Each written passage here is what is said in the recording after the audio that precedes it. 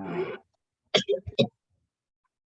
everyone, and good day to you. My name is Lynn Chomitz, and I'm the Vice President for Groups and New Business Development at Classic Vacations. And today's topic is destination weddings. Our Learning Lounge, we are talking more about a conversation, so it's not a webinar or a specific training, but more just kind of a Q&A and conversation that I think will be really helpful for you to listen in and, of course, ask questions.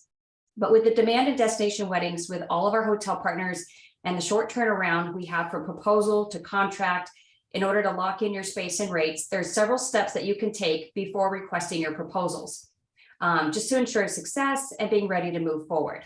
So Marjorie Sherman, welcome. She is Classic's subject matter expert, everything groups, and has put together a wonderful panel to assist in this important discussion. So I'll turn the mic over to you, Marjorie, and you can begin the discussion and introduce our distinguished panel. Thanks, Marjorie. Thank you, Lynn. Thanks, everybody, for joining. I'm so happy to be back on the Learning Lounge. Can't believe it's been 5 months since I last joined you, Lynn. I'm excited about this discussion. My trainings generally begin with the proposal. However, there are critical steps that you as our travel advisor partners can take before you send us your request that will help us help you in the overall success in the destination wedding process. So, excuse me. We have come up with 4 key steps to begin your destination wedding process. Number 1, securing and qualifying your destination wedding opportunity, choosing the destination and properties, locking in the wedding date, and understanding the guest list too, preparing for the proposal and the room block. So once you have completed these 4 steps, you're ready to send Classic your request. So, let's see.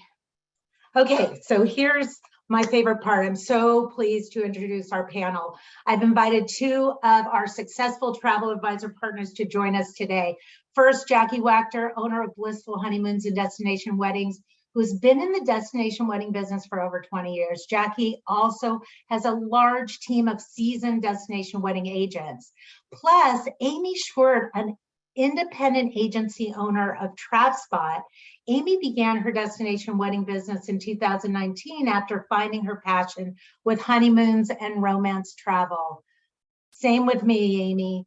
Despite the pandemic, Amy was able to stay focused on this niche and has been successful with her continued growth. I also invited our good friend Michelle Payette, wedding specialist for Playa Resorts, one of our best partners in the destination wedding world. So as we hear from our panelists, please feel free to put questions and your own contributions into the chat box. So let's get started. My first question is for both Jackie and Amy. So getting started with Jackie, please share how you got started with destination weddings. What do you feel has led to your success? Do you do wedding shows, partner with vendors? What do you do? How have you been successful all of these years? Hey, Marjorie. Well, so I will tell you when I first began, and my daughter and I were just talking about this the other day, is that I threw a lot of spaghetti at the wall to see what would stick, because it is kind of trial and error. And every single city and every single state is a little different. So the Kansas City market is totally different than the Chicago market, which is totally different than the Denver market. So I learned that very quickly. Really, I started out with a lot of bridal shows, getting in front of my clients. And I did some print advertising. I'm not sure that was really great, but I'll tell you what I did is I contacted just about every single local country club, because those are like hot spots, or a lot of the venues now, which are becoming really popular, to see if they were having a bridal show, because oftentimes they'll let you come in for free, because the more people they have at their venue, the more brides are going to come. So they'll let you in for free or a very minimal charge.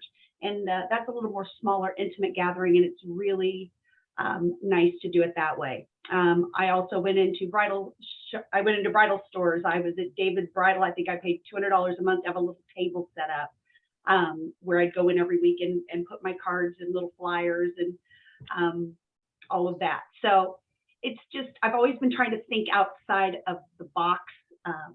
Currently, I'm finding Google is, that's where I put most of my financial efforts, but bridal shows are always a win-win.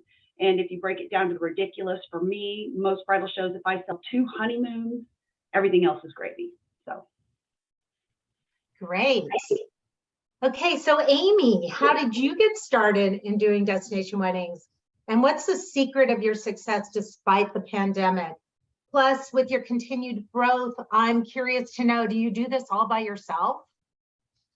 Well, first, I want to start off by saying, for those of you that are new to destination weddings and, feeling overwhelmed or intimidated by the process, I was in your shoes just 3 years ago. So, it starts with one wedding. And if you're really prepared for the first steps and you stay super organized, that turns to 2. And then that turns to 4 weddings.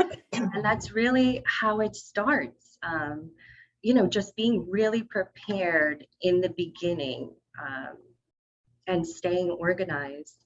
But my particular story, when I started with travel, I really would plan any vacation I could get my hands on, like most of us. But when I had the chance to plan a honeymoon, that's when things really changed for me. I just loved what it was all about, how excited the couple were, how important that trip was.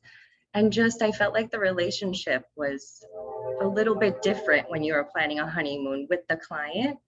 So I probably specialized in honeymoons for a good year. And then once I was really, really comfortable with the properties that I was recommending, that's when I decided to look at the bigger picture, which was destination weddings.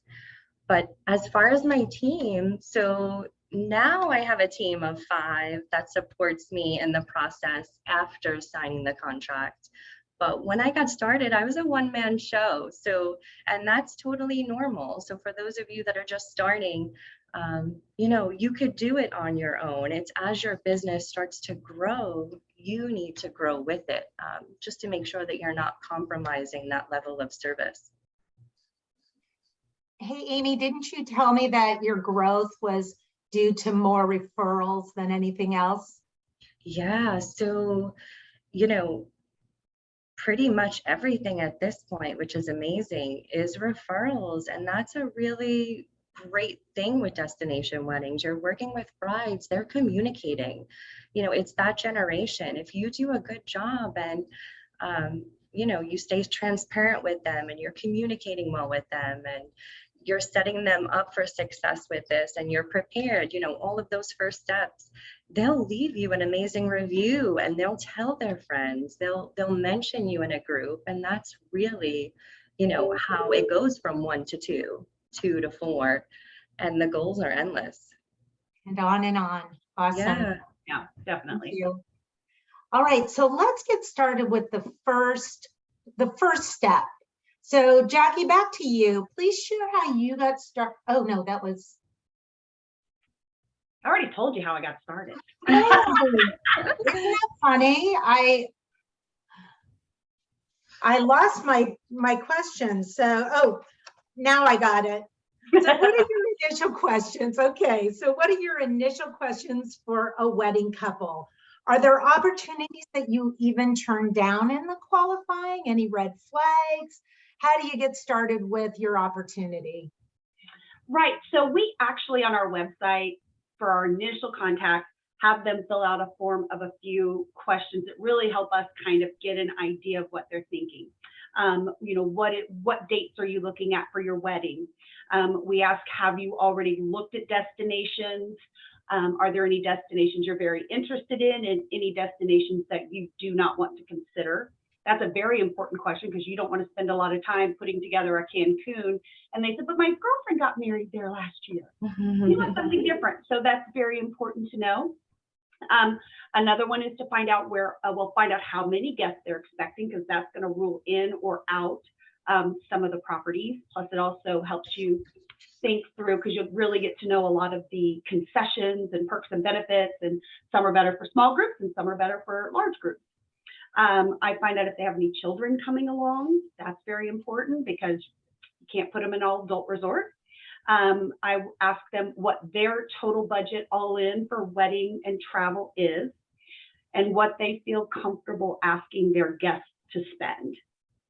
And once we have all of that, you kind of get a good idea of, I mean, I can kind of now in my mind, after doing this for 20 years, can kind of then begin to narrow it down into my brain, at least a few. And then once they send me that questionnaire and I read through it, my next step is to reach out to them, say thank you, and ask if we could set up a Zoom call or a phone call, which 90% want a Zoom call, which works out really well for me. So as far as turning someone down, I will not turn anybody down from that first conversation. If I get on a Zoom call and it just doesn't seem like the right fit, for me, it might be a fit for one of my team members, or if they tell me, well, we just want to, everybody's going to drive down to Florida. Well, that's not my niche.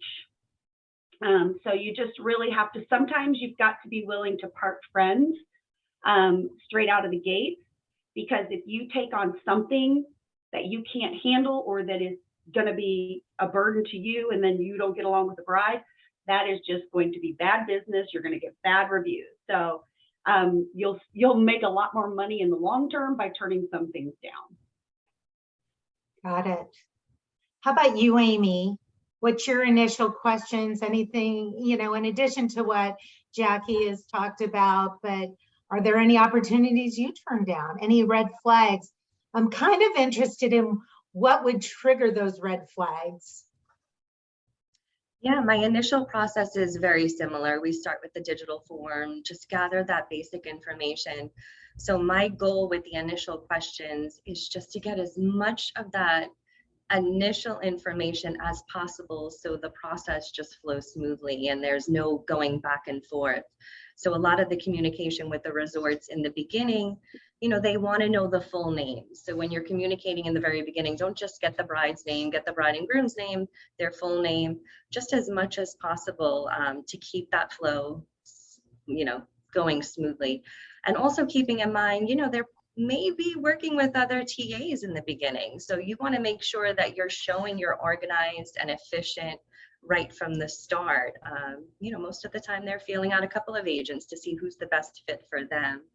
So most of the questions that Jackie asked are similar. So one thing I really try to, dive a little deeper in the beginning is that preferred wedding date. Usually they have a date that's in mind and you hope it's not a date like 2/22/22, but also finding out if that date is flexible, that's huge. And having that conversation with them. They may have this sentimental date, the date that they were engaged 2 years ago, and they might be hung up on that. But explaining to them that there's a lot of benefits to maybe being flexible with that. And when you open up their eyes and educate them, they appreciate that. And it also helps you. They might be set on a March wedding, but their budget might not be so good for a March wedding. And, explaining to them that the first week of December, I could actually get you into the resort that you love, for half the price, and you could have the same wedding. And, that will help you, it will help them. So just kind of feeling them out as much as possible in those initial stages to see what you're working with. Just little things like finding out the event type. It's important because as soon as you go to the resort, they want to know if it's a legal or a symbolic ceremony. They need to know if there's a minister available. So just getting all of those things answered right away. How many guests are attending? That's a big question. And you want them to be thinking about that right away because that's going to impact everything following. Their room block. It also impacts the venue that you could offer to them in the resorts, because if they're expecting 175 guests, there's capacity limits for the venues that you could recommend. Budget that Jackie touched on, that's huge. And I find a lot of times the wedding couple, they're a little hesitant to give you what their budget is, but you can't be afraid to ask those questions and build that relationship and let them know that we could communicate with each other and you could be honest with me, because that's going to have a huge impact on what you recommend as well. If they have an $8,000 budget that's firm for the wedding, you can't open up as many options for them. It'll be much more narrow. And then, the guest budget. It's always a funny thing, but, I really try to get at least a guesstimate of what the guest budget is for the room. And of course, they're not going to know everyone who's attending their wedding's financial situation, but if they could at least ask their close family and friends, that gives you a good idea, and that will set a trend for what they're willing to spend. Because I've had situations where the wedding couple swear that everyone's going to want to get, stay in Cabo for this big wedding. And then we get through that proposal stage. They go back to their parents and their friends, and they're like, oh, absolutely not. We're not asking our family and friends to spend $500 per person a night. So, you need to, they don't think to ask or think about these things, but it's our job to probe and really get as much information as possible. Hey, Amy, I Yeah. want to interject, and I know you didn't want me to throw out new questions to you, but this is an easy one. How do you, and it's for Jackie too, because it dawns on me, how do you deal, this is really a critical question. I apologize for not telling you in advance, but how do you deal when the budget is way out of whack with the vision? I mean, like so far out of whack. How do you deal with that? You have to be honest. Yeah. I mean, and like I'm sure Amy's going to say, if they tell me they've got $5,000 and they want to have 150 people and they want to have a reception and big flowers, I will stop it right there and say, we need to have a real conversation about what you can expect for this amount of money. And part of this probing is finding out as much as you can before you begin to prepare proposals. If the client comes to you and what they'll tell me is, we just don't even know what to expect to ask our family and friends. Mm-hmm. What I will typically tell them, and this is for a nice, mid-range, we're not going Grand Velas or Four Seasons, but at a really nice kind of in the Hyatt AMR range, you're probably going to be around, starting around $250 per person per night. Give or take $25 to $50. Are you comfortable with that? Is that something you feel like your clients would, your guests would pay? If they tell me, no, we really need to be around $175 a night, that's probably not my client, because I'm going to work just as hard for a quarter of the money. And I would probably pass that off to one of my newer advisors. But for those starting out, that might be perfect. But I think that is a really good guide. I don't know if Amy, you agree with that, or Michelle. Absolutely. I mean, you need to be transparent with them. And, I always stick to that. And I find they appreciate that. You can't sugarcoat it and make it seem like it's going to be something that it's not. But I can say, having these conversations, most of the time the wedding couples are so, they don't want to ask their guests to spend a lot of money. They're so, they say the same thing, and we're inviting them to come to our wedding. We don't want to ask them. But the truth is, these guests are probably going to turn this into their vacation, and they want to be staying at a nice resort too. They don't want you putting them in a 2-star hotel. So once they have these conversations, those fears that they have, most of the time they come back and you're like, you know what, we can raise the budget to this. So yeah, just communicating, and just keeping in mind that it's your job to teach and educate. This is their first time doing this. They probably don't even know where to start. That's why they're coming to you. But to answer your question with the budget, luckily there really is something for everyone. I feel like, as long as it's realistic, we usually can find something within budget. I mean, it's a give and take, obviously, like Jackie said, with the florals, like you have to budget that way. But with the backdrop at a destination wedding, I always say, I feel like you don't need to do much. So everything else is extra. I mean, obviously you could add a dance floor on the beach, you could set lanterns into the sky, but you don't have to do those things. It's going to be beautiful with what is included for the most part. Yeah, you can't do wrong with the beautiful background of Mexico or the Right. Caribbean, for sure. Awesome. This great answers to Quick questions. getting started. Hey, Marjorie, I just have a couple quick questions from the chat I wanted to ask, since we're kind of in this part. Jackie, I think I'll have you ask or answer this one, but when you talked about planning a fee, do you charge that before you do the proposal, or when do you secure that or collect that from the wedding couple? Yes, so during our Zoom call, I get a bunch of information from them. That gives me the opportunity to be, okay, yep, I've got some really great ideas in my mind for you. I'm not going to share my proprietary information that I have spent 20 years accumulating, because if I give that to them, and this has happened to me before I started doing planning fees, they took that and just went straight to the hotel. They think they can do better without you. So what I do is, after I've interviewed them, I said, well, let me tell you how the destination wedding process works and what working with me looks like. And so, and I've actually sent Marjorie a copy, but I have a whole list of, okay, great, I'm going to do this, and then I'm going to do this, this, this, this, this, this. I really talk to them about my value, what I do. It's okay to brag about your experience. It's okay to say, I've been doing this 20 years. I've built amazing relationships with suppliers. One thing about having me is I'm always in your corner. If, you're unhappy with your wedding coordinator, one email from me and it's taken care of. So building that value into your services. Once I'm done with that, I ask, do you have any other questions? A lot of times it's, well, how much is it for your services? That just right there, open, ta-da. Oh, well, I only charge, for me, if it looks like it's going to be a really, really tough, big something, or one that I don't see myself making maybe as much money on, I might charge $1,000. If it's just kind of I feel comfortable with them, I love working with them, then I'm at 500. And I will say, yes, actually I do. I only charge one fee. It's 500 up front. I tell them honestly, this covers me for my time and efforts putting together the proposals I'm going to send to you. And it also covers all the information I'm going to get you that I've spent all these years putting together. And then it also goes, the building of your website and da-da-da-da-da. So I rarely have anyone budge. And if they're going to fudge on $500, then I don't want to work with them.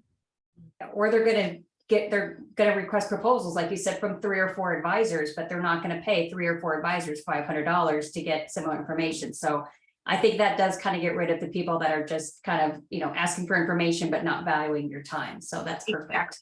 Just to interject on that a little bit, just because I deal with such a variety of different agents, I would say almost all destination weddings, if they're not, they should be charging fees, because it is a lot of work and you're dealing with a lot of different types of clientele for that. But I see a lot of agents now too, doing like a tiered base or different packages for their services with the expectations set out right there. So if you want this basic package for my services, I'll set up the wedding date, you take over the coordination with the wedding team, I'll do your rooms, basic. And then as more and more involvement, the fees go up. But again, I think it's just setting those expectations ahead of time.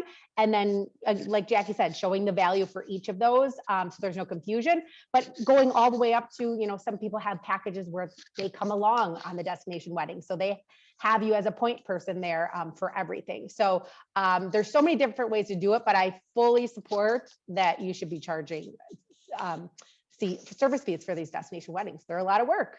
Exactly. Yeah. And a quick question for you, Amy, and then we'll kind of jump into the next topic. But when people have a destination wedding and a honeymoon, do you find that your clients are doing it the same destination, the same hotel, same time, or are you finding that they're splitting those as 2 separate events? Probably 50-50. So, Okay. yeah, I do find that most of the time they do want a couple of days alone. So we make sure we work that out in the room block if they do request that. But for the most part, probably 50-50. Yeah, they stay, and I usually help them with the honeymoon. So, that's part of my services. Or maybe if they're in Cabo, they switch to a different resort that's maybe adult only.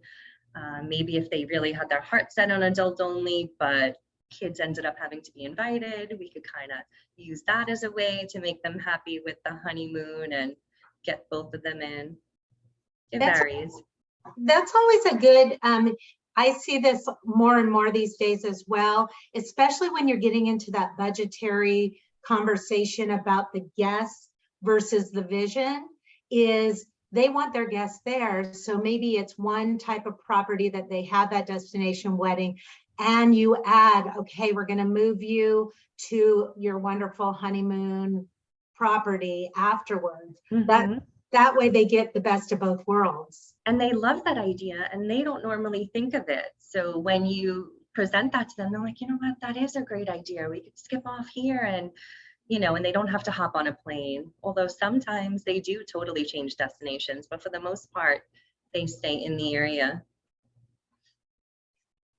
Yeah, that's good. Perfect. And again, it's good to know it's 50-50. Every couple is going to be different, but it's great to kind of have, that information ready of, different ideas for them. So perfect. And we'll jump to the next topic. I do have a few more questions that are kind of building up in chat about websites, but I think that might be answered by Marjorie as she kind of goes into some of this other information. So this is just a quick commercial break. Just a quick note, especially for those of you who do bridal shows, or even to use during a Zoom call with your wedding couple during the decision-making process, we just launched a romance interactive digital magazine, and we're so excited about this. This will feature a roll-down page of images, information, videos, with 9 of our best all-inclusive property partners with all their properties. So it's a huge resource to work with your customer. Where I envision this with bridal shows is maybe you have several monitors, or even one monitor with a mouse, where you have an interactive area where you bring your wedding couple into that booth and let them play around and look at the different properties. But it is such a cool feature, and we can't wait to get it out to you. So we will have this digital magazine on your Learning Lounge follow-up email. So watch for that. Okay, back to the panelists. Next, let's see where we are. Now, okay, so Amy and Jackie, back to you. Now you have the opportunity. You've decided to take them on. You're moving to the next step. Amy, what percentage of the wedding couples come to you with a chosen property? So for me, I kind of fell into a niche of a couple of destinations. So probably half of them come to me knowing the destination, and about 20% of those actually know the resort that they're interested in. Not that it always works out, but they have an idea of what they like. So the other half, for those that don't know what property, how do you begin to work with them to help them choose the best destination and property? Do you have go-to properties? You mentioned you have a niche, so specializing in Cabo and Costa Rica, do you stick to that? One thing I just want to share with you, our team at Classic appreciates you so much, because you always come with the property when you come to us. You don't come with multiple properties.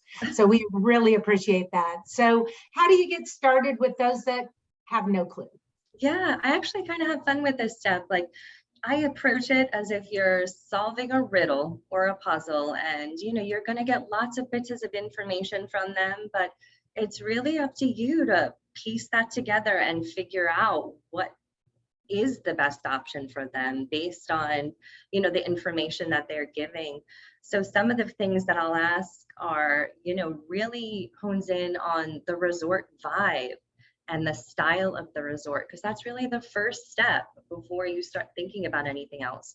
Do they want a relaxing ambiance? Are they more of a young couple that wants a party atmosphere? Do they like super sleek and beautiful and modern like a Hyatt? Because then probably a Grand Fiesta Americana in Cabo is not going to be a good option based on the room style. They may mention that beach is very important in those first steps.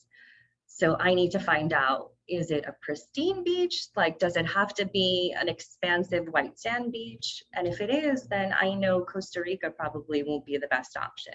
Costa Rica has beaches, but it's not that pristine beach.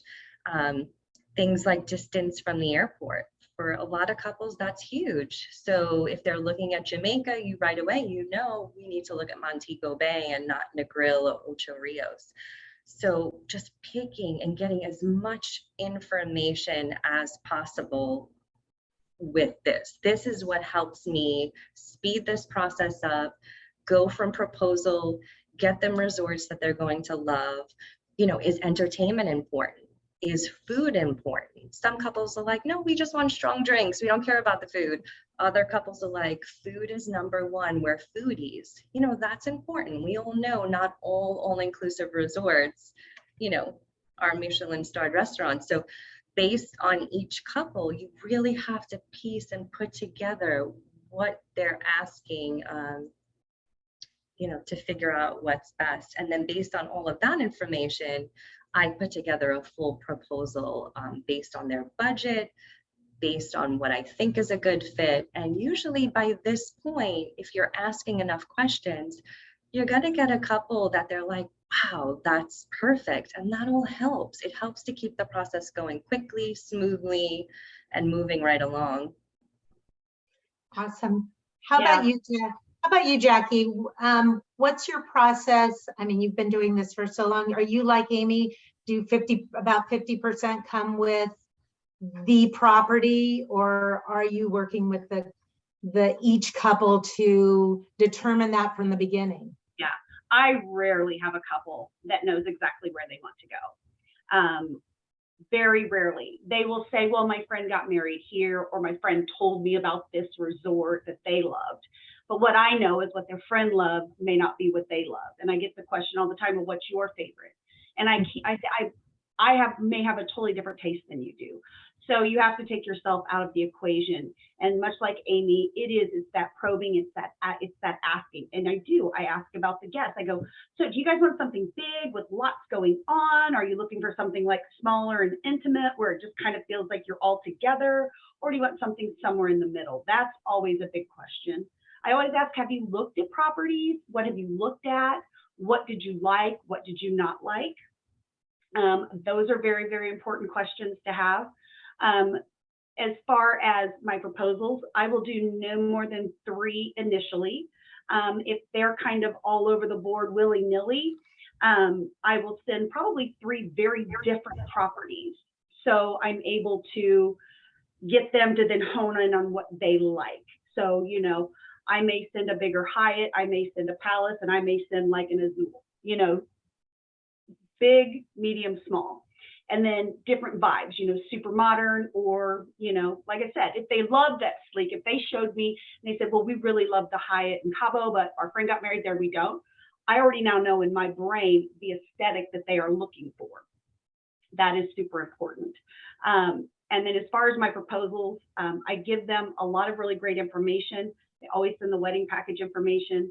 I always send them kind of a brief overview of the concessions that they're going to get. And then as we were talking about this, the way you narrow it down to one property and not send a ton of requests for group pricing to Classic is just go on and get an FIT price. That's going to give you a ballpark of what the rooms are. And I tell them, I'm going to start you off. I'm going to give you the least expensive category at each hotel, double occupancy, meaning 2 adults per room, the per person price. This way we can compare apples to apples as far as price goes. That way you can narrow it, because you're going to be right in that ballpark. We know it's not going to be any higher than that. We're probably going to get lower than that. But you've got a ballpark. They can see how the prices are different. And then that saves you putting all this load on Classic of going and getting these. You can get the rates right away. So you're not waiting for them to come back in, and you can get back to your clients much quicker. And then just one other quick tip that I love. If you've not used Loom, and if you're not afraid of like talking into a camera, I found instead of typing everything out about what I like for them, I do a screen share much like this on Loom, and I tell them, okay, here's this one. This is why I chose this one for you. Here's the next resort. And they love the fact that I'm actually talking them through it versus they're having to read all this stuff. So I just give them a brief little overview along with their proposals on Loom. So That's a great idea. I love that. And Yeah, actually, Jackie, I have a question on that.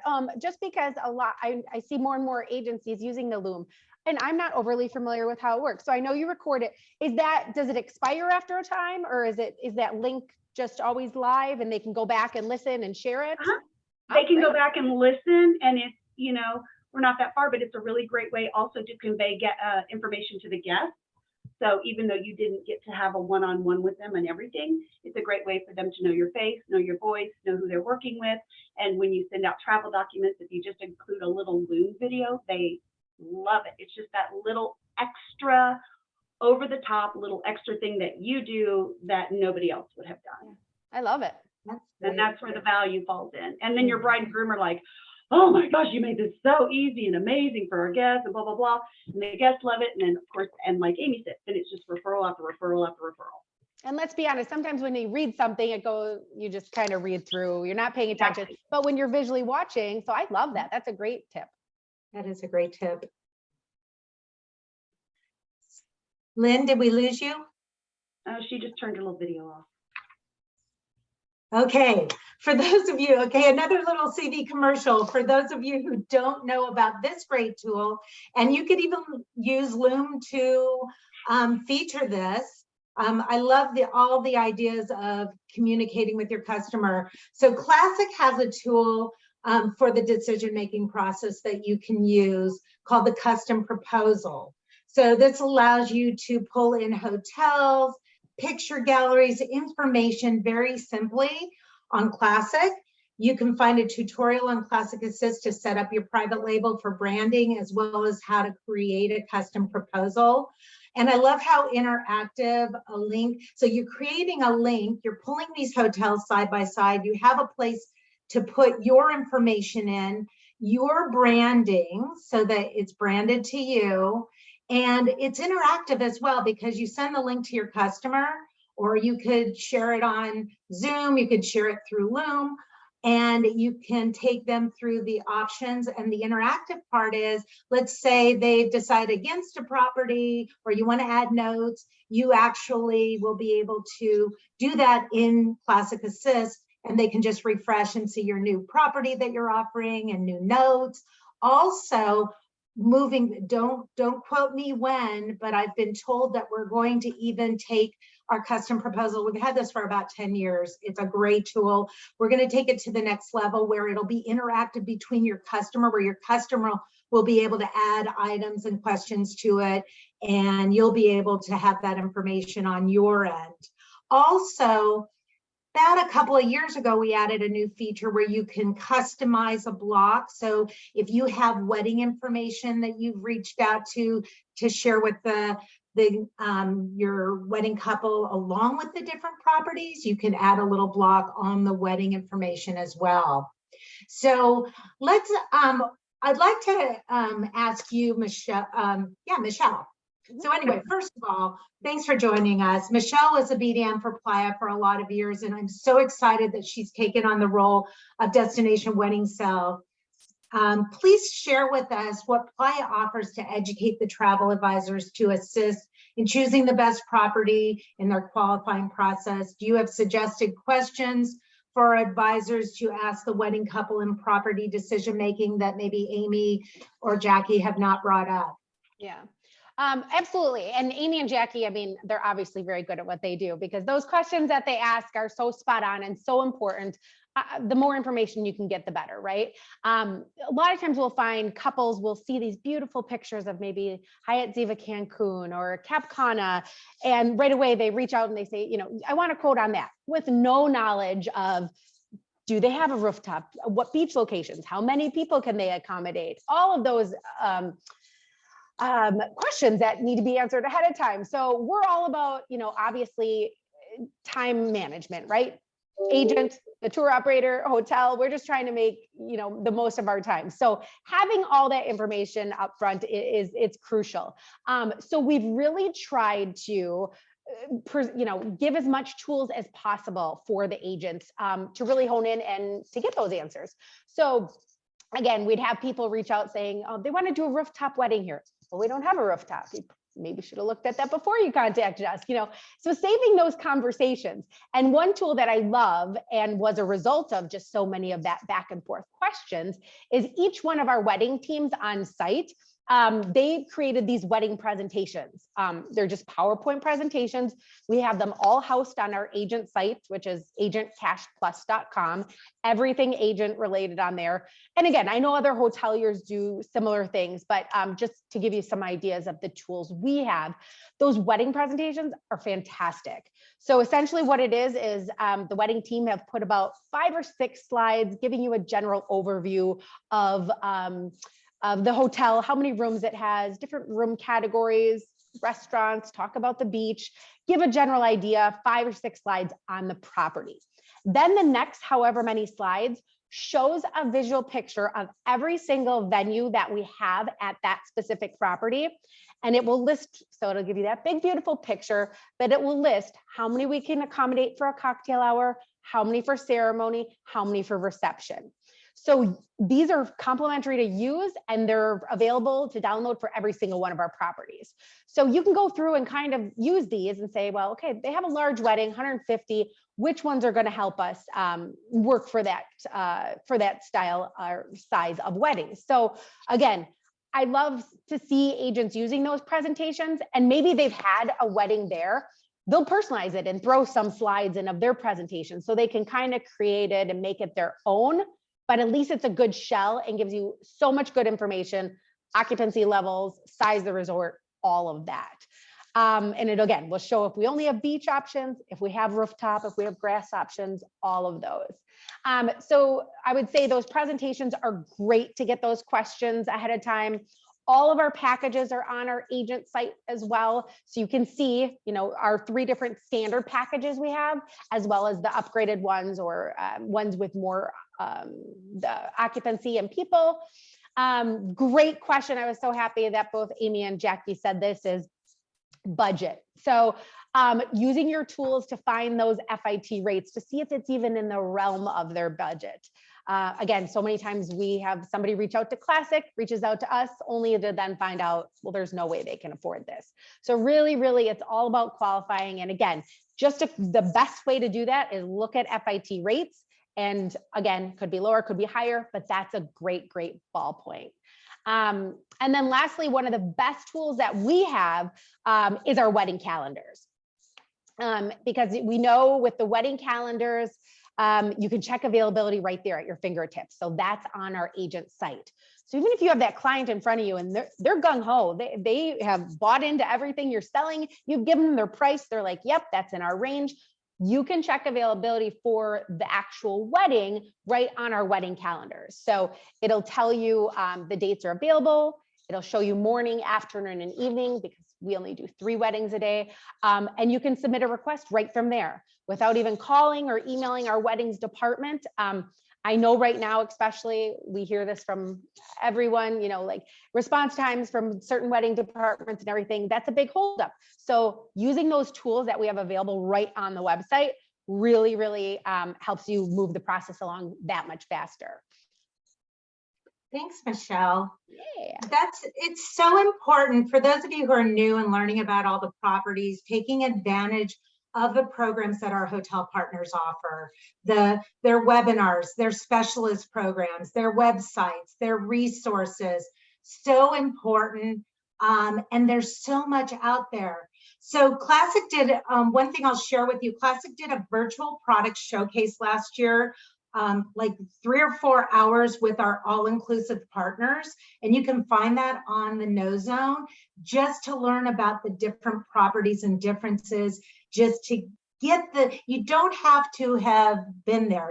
There's nothing like visiting the properties, but there's so much that the properties put out that will help you to be an expert. And I just want to share on our Classic groups page, you can find our playlist videos that I share with all of you. One of them, my favorite one, was our virtual bride consultation, Playa Style, that we did with Michelle last year and one of her colleagues. And Michelle was the blushing bride.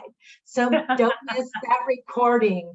There's so many ways to get to know the properties so that when you are qualifying the customer, you'll be able to assist them in choosing the best property when you've asked all those wonderful questions that Jackie and Amy and Michelle have shared with you. On the screen, you can see what Michelle was talking about with their calendar. Some of our other property partners, I have to say Playa does it the best. They've had the best website with where you can actually lock in that wedding day with your wedding couple and then turn them over to, you know, to their next step with the wedding department. So let me ask Jackie and Amy briefly, how much do you get involved with the wedding date, the event, the information? I know, Jackie, you mentioned that you include wedding information in your proposals. So how much do you get involved and when do you let it go to the wedding departments? Well, I recognize the fact that I am not a wedding planner. I am excellent at planning the travel. I'm excellent at helping them find where they're going, but they have no idea what they'd be getting into having me plan a wedding. So with that said, I let them know up front that the process is going to be that I'm going to help you find the resort. I'm going to introduce you. We'll get your wedding date and time held. I'm going to introduce you to your wedding coordinator, and then I'm out. But when I always tell them this is how I frame it. I'm going to let you work directly with the wedding coordinator because you'll get your vision much quicker. I don't want to try to interpret your vision. And it's better if you do through the wedding coordinator. Now, what I do tell them is I am your bulldog in the background. So if you're not understanding, if you're not getting timely responses, if you have a language barrier, or you generally don't have a fit with that wedding coordinator, always let me know. Because we work as a triangle, I tell them. I go, we work as a triangle. It's you, it's me, and it's your wedding coordinator. And we're always in contact. I'm just going to pull myself out of the actual wedding planning. I will travel with a group for a lot of money because I really don't want to do that either. So I've had nobody take me up on it yet. Thank goodness. But yeah, that's how I handle it. Amy, anything different? Same. I mean, there's really no benefit of us being the middleman between the wedding coordinator and us, unless the wedding couple, the bride, has a very, very busy job and she requests up front that I just handle the communication, and that's fine, but there is a delay. And it is, I find the resorts almost prefer to be working directly with the wedding couple to eliminate that. So yeah, for the most part, I put them in contact unless upfront they tell me, and I always let them decide, you know, what are your expectations? Do you prefer me to be the one communicating? And they 95% of the time, we just put them into contact. Michelle, how much involvement in the wedding portion do you recommend TA involvement? What's the trend in your? I mean, it's always a case by case basis, but primarily we just prefer to work with the couple directly. And I hate to say that because it's like, not that we don't want the travel agent involved, but just like Amy said, you become a middleman.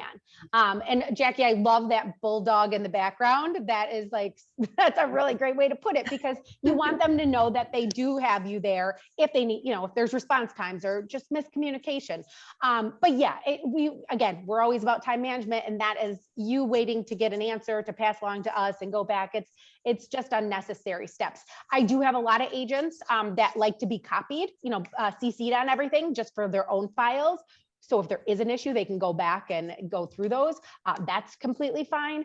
And that's exactly what I do. I love that. I say, CC me on it. And it shows that you still care, that you're not trying to just dump it off, but it's just more efficient. And I say, just keep me looped in and CC me. And then just like Jackie said, if I notice 5 days go by and, you know, it is a more urgent question, I'll hop in and say, hey, Cynthia, or, you know, and just kind of push to get a response. That's great.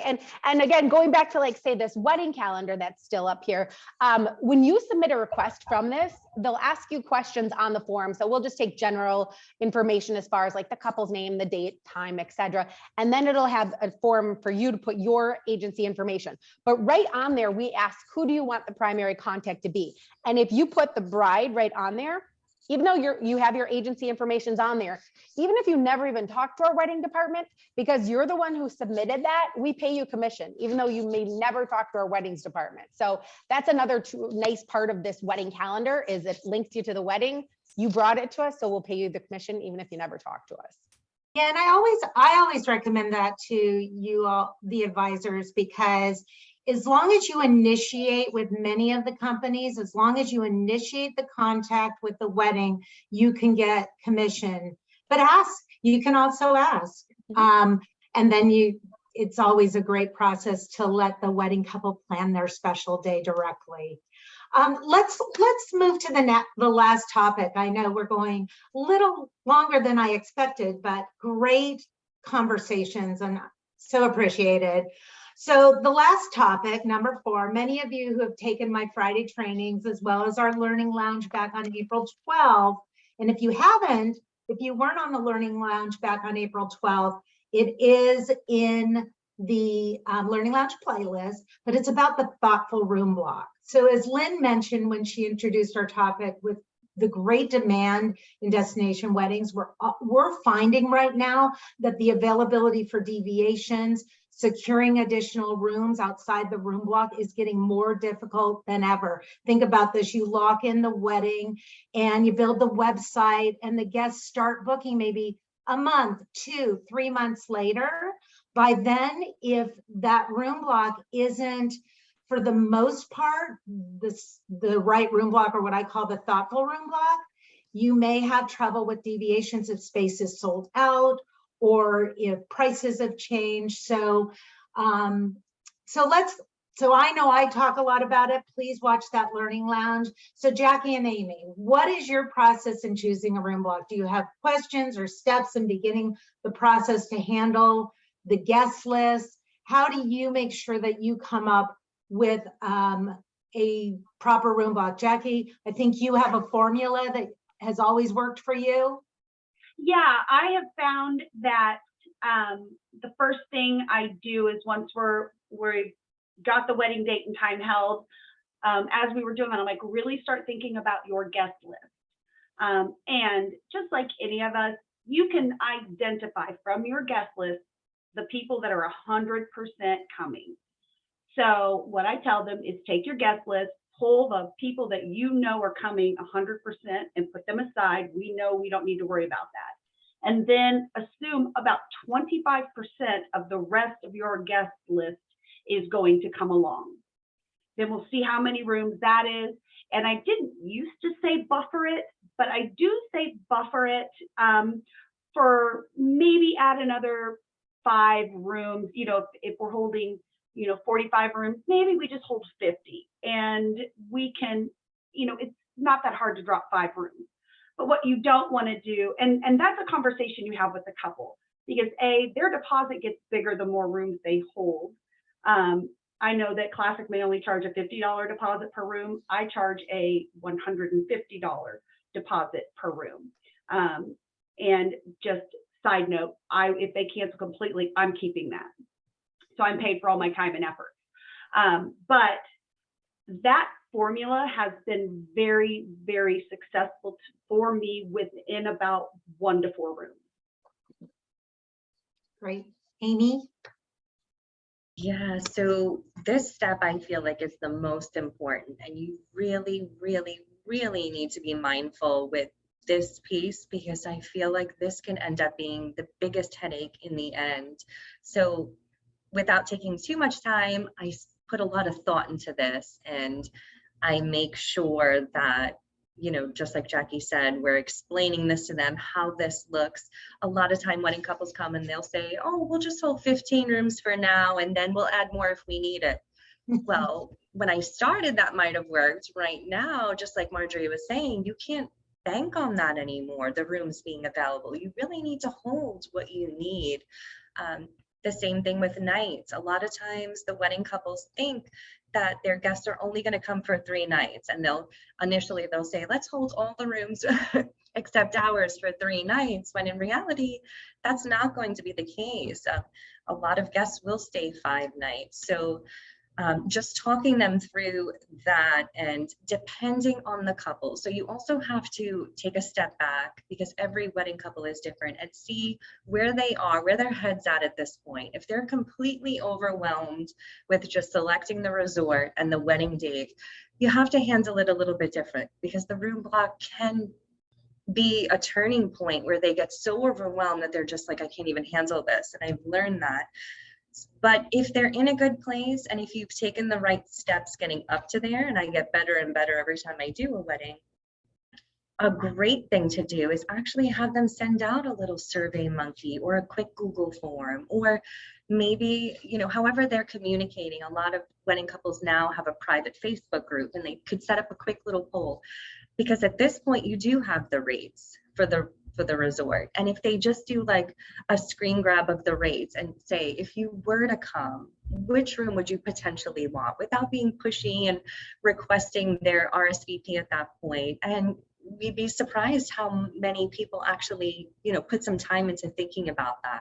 And of course, it's not an exact, but you're just trying to get a trend, because if the couple said they only want to hold the cheapest room for 3 nights, and then they actually see that, hey, some of their aunts and uncles, they want to swim out, they want to turn this into, a preferred club trip, we'll need to add those. So, yeah, this part is tricky. I'm not gonna lie, it's tricky, but it's important. And if you get it right and do this part right, you'll save a huge headache in the end. Wonderful. Michelle, any insight from the property perspective?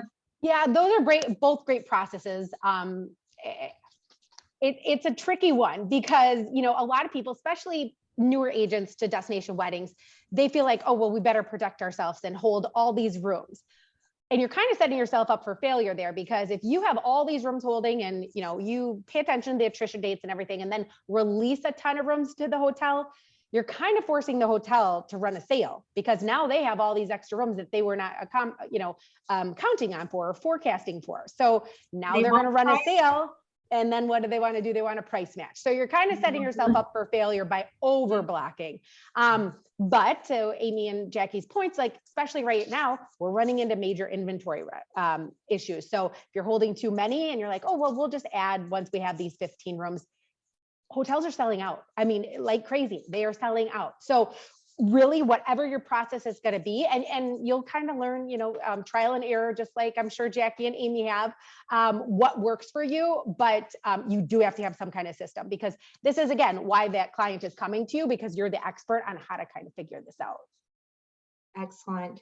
So just last question, Jackie, as a seasoned destination wedding business, what have you seen different in current times that have changed how you approach any of the initial steps? That was a tough question. And I mean, I haven't changed a whole lot outside of the fact, like, Michelle was just saying, I used to be able to say, well, you guys can only hold 15 now. I know we'll be able to get, a few more rooms if need be. That is no longer the case. So that is something, and like Amy was referencing, it is a very thoughtful process to come up with your room block with your clients, because you certainly don't want to get to a position where they're like, well, we have 4 more people that want to come and the resort doesn't have any rooms. And then you're like, I mean, there's nothing worse than that. I will just tell you, to have to tell them they can't have, grandma can't come because we didn't hold enough rooms. And then the other thing is, it has really led me to be more communicative with all of the guests, because I still have guests wanting to know where they can get a COVID test for their trip to Mexico. And I have to say, well, that's not necessary anymore. So I have learned, and that's why Loom has come in very handy, is just almost over communicating to where, because a lot of these people have never left the country before. They've never had to go catch a transfer. So just really being detailed, making it as simple as possible for everyone and making them feel safe and comforted during travel. That has been, those are the two biggest changes for me. Yeah, you know what? I love Loom, the idea of Loom, because people just don't read. No, They they don't do read not. anymore. So but they will watch. They'll watch and they'll listen. And, you know, even if they're not looking, if they listen, you know, maybe they're on the treadmill or, you know, running or something. People are so busy these days, and, you know, they skim over what you want them to read. So just love that. Lynn, let's, you know, we've gone over, but I would love to hear if you've seen any good questions or even contributions from the audience. Yeah, I'll we've turn got it lots back of, over to you. yeah, we've got several great questions. We're kind of going back to the beginning and back to the fees. When you said you charge a fee for the wedding couple, do you sometimes also charge a fee for the wedding guests? I do not charge a fee for the wedding guest. However, I shouldn't say that. If they want me to book their air, I do add on a $50 service charge for air, because we all know right now you could spend your life. It could cut into so much of your time doing all of the flight schedule changes for a wedding of 66 people. It would be too much. So it almost kind of encourages them to book their own air, which I much prefer. But that would be the only other fee I would charge. Perfect. All right. And then another question, and Amy, I know you said you've been doing this for 3 years. So did you start out with bridal shows, and do you still do bridal shows, or where are you where did you start your first wedding prospect, new clients? Yeah, so I've never done a bridal show. I got lucky. So my first wedding, I knew there was a family friend that was on the market for maybe doing a destination wedding, and that was my first one. So I strongly recommend that. Reach out to your family and friends. You know, that definitely boosted my confidence working with someone I was comfortable with. But it started there. And I just made sure that I did that wedding as if I had done 100 before. I did my research, I was prepared throughout the whole process. And really, it starts with that first review. And she recommended me, and one turns to two, and very organically it grew like that. I never advertised other than my social media account, maybe posting here and there, but it grew very organically. Oh, perfect. And then Michelle, I've got a question for you, because we talked about how the wedding couple secures the wedding package and the venue directly with the resort. Can you kind of explain how that works, and when and where the travel advisor would be involved? Yeah, and that's a great question, because a lot of people get confused. Like, do I book, if I'm going to book with Classic, do I book the wedding with Classic too? So you'll book the wedding directly with the wedding. We have wedding teams on site at each one of our properties. So you would reserve, you know, check the availability. You can submit that form from there. Our wedding team will reach out between 24 and 48 hours, get more details. And then at that point, we can hold the wedding date while you go and check if those rooms are available. Because that's another thing that we've been finding out, just with availability. We might have the wedding date, but we might not have rooms available. So we'll hold that wedding date while you can just check, make sure rooms are available, check with Classic at that point. And then we have a $500 non-refundable deposit at that point when you're ready to go and lock it in. Perfect. Thank you. And Marjorie, actually a couple of questions, because again, we didn't talk a lot about Classic, but at what point after, you know, you've kind of done all these first steps, when does the travel advisor contact Classic? It will vary. First of all, getting all that information that we talked about today will help you help us. Okay, so once you have narrowed down the property, that's a key point, is narrowing down the properties, narrowing down the vision, qualifying, making sure. And you can reach out to us if you don't know who the wedding contacts are. Every hotel has the wedding departments. Some are in a place, you know, a central place. Some are on each of the properties. As Michelle shared with you, not all of them have an amazing website like Playa Resorts has, but they all have a place to go. So if you don't know that connection, you can reach out to me. You can get the process started if you are ready, you know, and you've narrowed everything down and you have as much information as possible. Fill out that request form and let our coordinators get started. If it is peak time And 2023 seems to be peak time from January 1st to December 31st and everything in between. You know, if they have a peak time that they're looking for, you can reach out to us, you know, and like I said, we would prefer if you narrow it down maximum 3 properties. You never want to put too many proposals in front of your guests anyway. You want to narrow them down. But at that point, so you've got to at least do those 2 first checklists on the checklist that we went through. And then as you start knowing more, that's when you can reach out and fill out that online request form. So that's, Okay, it varies. perfect. And then last question, this could probably be Jackie or Amy, but for the different country requirements for the wedding, you know, there's different, you know, license fees or waiting periods. How do you approach that, or do you leave that with the wedding couple or the hotel to kind of share that information? So Jackie, how does that work for you? I actually, that's a discussion we will have straight out of the gate. If they are getting married, for instance, in Mexico, anybody knows that if you try to get make it legal in Mexico, it takes forever because, you know, you have to have a blood test, and you have to have a local judge do the ceremony in Spanish with a translator. Then you'll have to wait several months. It could be 3 to 6 months to give your wedding certificate or your marriage license back. And it will be in Spanish. So then you have to send it off, pay a fee to have it legally translated.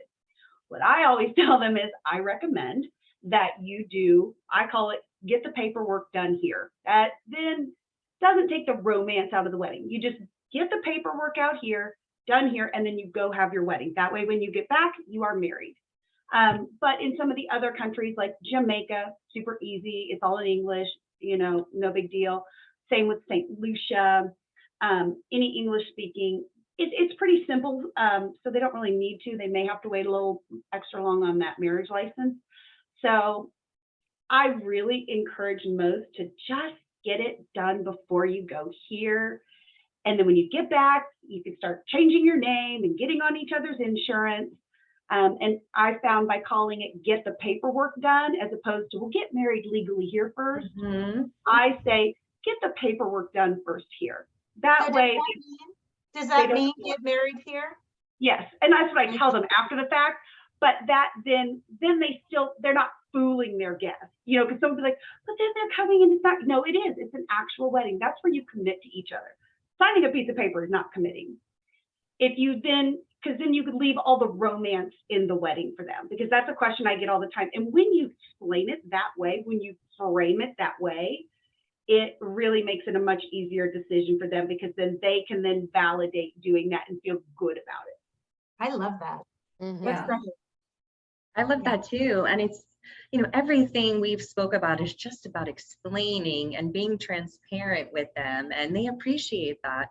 And I find the paperwork getting, you know, doing the legal wedding in the destination only causes stress. Like they're constantly, the ones that do it, like up until the last second, they're so stressed out about that, and then waiting for the paperwork afterwards, that it just makes more sense to do it before. And I find more and more now are just getting the paperwork, I'm totally going to use that, before, and then just having the symbolic ceremony there. And that's why they're doing a destination wedding, is to take the stress out of all of this planning. So I 100% agree. And let me tell you, just to piggyback on that, if you ever lose that legal certificate in Mexico and you need to come find it or try and get another copy of it, good luck.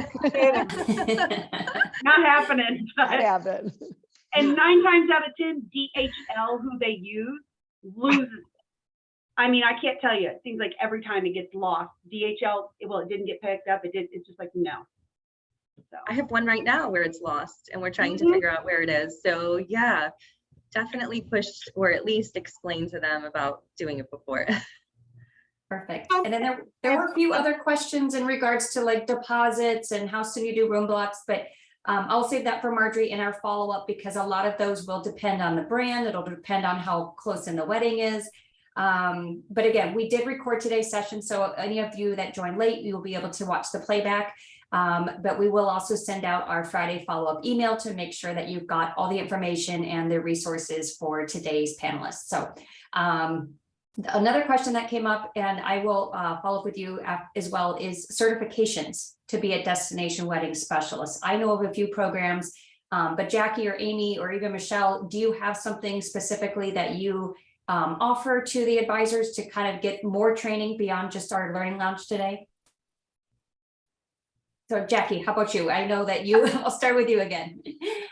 Well, I have a handful of resorts that I work with. Not that I wouldn't consider another property, but I know that these resorts are going to be quality wedding coordinators, easy to work with, because there are some really wonderful places to go on a honeymoon or a vacation, but they are horrible to plan a destination wedding. And then there are wonderful places to have a destination wedding. So I keep that in mind. I have my handful, and then with my advisors, we invite oftentimes we'll have, Zoom meetings with the BDM and get all the up-to-date wedding information. And then my team, we're just a big family. We share a lot. We have Facebook pages. We're answering each other's questions. So there are trainings. I know Hyatt has one, and Resorts has one. Palace, you earn by having so many weddings there. Hard Rock, same thing. You have so many weddings a year, then you become a destination specialist on their website. Charisma, the same thing. So. I would just say, to add to that, just when you see the opportunity to become a master agent or to take those trainings with the resort, carve the time out of your day and do it, because it makes all the difference. And it shows when you're knowledgeable. But also a great organization is the DWHSA, the Destination Wedding Honeymoon Specialist Association. It's such a great community. You could learn so much information, everyone from a starter to, the seasoned specialists are in that organization. And I find it a great way to learn. Absolutely. And we'll, Lynn, let's include DWHSA link on Friday's follow-up. Absolutely.